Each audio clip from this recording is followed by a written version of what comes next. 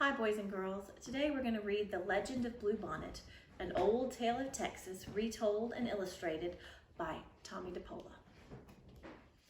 Great spirits, the land is dying. Your people are dying too, the long line of dancers sang. Tell us what we have done to anger you. End this drought, save your people. Tell us what we must do so you will send the rain that will bring back life. And here's the picture. Pretty picture. The Comanche people did not believe in one God. They believed there were many gods, and they called them great spirits. And they are singing, obviously, because they need rain. For 3 days, the dancers danced to the sound of the drums. And for 3 days, the people called Comanche and watched and waited. And even though the hard winter was over, no healing rains came. Wonder why they say healing rains. I guess because they bring back life and so they can have fresh food and everything after the winter. Drought and famine are hardest on the very young and the very old. Now here is a chance. I want you to think about this. Before I show you the picture, I want you to think about what it must look like, okay? Drought means no rain. Famine means there's no food. Among the few children left was a small girl named She Who Is Alone. She sat by herself watching the dancers. In her lap was a doll made from a buckskin, a warrior doll. The eyes, nose, and mouth were painted on with the juices of berries. It wore beaded leggings and a belt of polished bone. On its head were brilliant blue feathers from the bird who cries, "Jay, Jay, Jay." She loved her doll very much. Now, make your mental picture. I paid attention to how the author described the doll. I read that it was dressed in buckskin, which has a light brown color. It was a boy doll, a warrior, had a painted face. It wore 2 blue feathers. Can you see the doll in your mind? All right, here's the picture. All right, and look closely. See our warrior doll? Soon, She Who Is Alone said to her doll, "The shaman will go off alone to the top of the hill to listen for the words of the great spirits. Then we will know what to do, that once more the rains will come and the earth will be green and alive.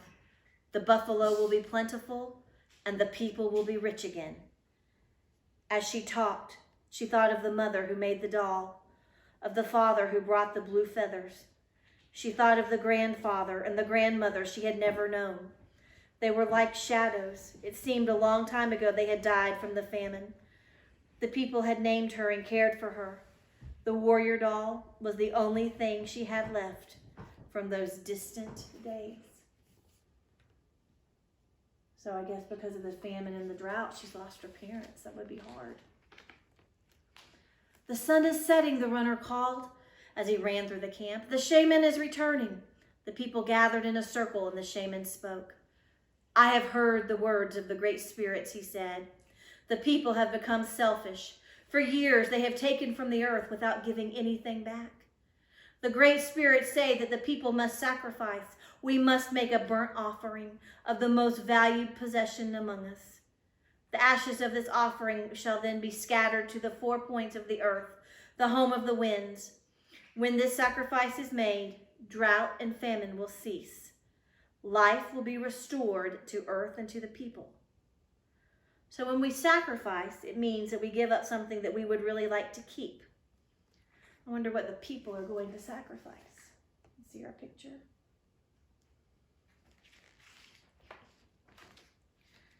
The people sang a song of thanks to the great spirits for telling them what they must do. "I am sure it is not my new bow that the great spirits want," a warrior said. "Or my special blanket," a woman added, as everyone went to their teepees to talk and think over what the great spirits had asked. So these 2 people are saying that they're sure they don't want their blanket, their new bow, an arrow, because they don't want to give them up because they're special to them, right? Everyone, that is, except She Who Is Alone. She held her doll tightly to her heart. "You she said, looking at the doll. You are my most valued possession. It is you the great spirits want. And she knew what she must do. As the council fires died out and the teepee flaps began to close, the small girl returned to the teepee where she slept to wait. Why did she think the spirits wanted her doll? And what did she know that she had to do? I wonder. They asked for your most prized possession, and for her, that is her doll. All right, and tomorrow we'll find out if the girl really did give up her doll. Thanks for listening.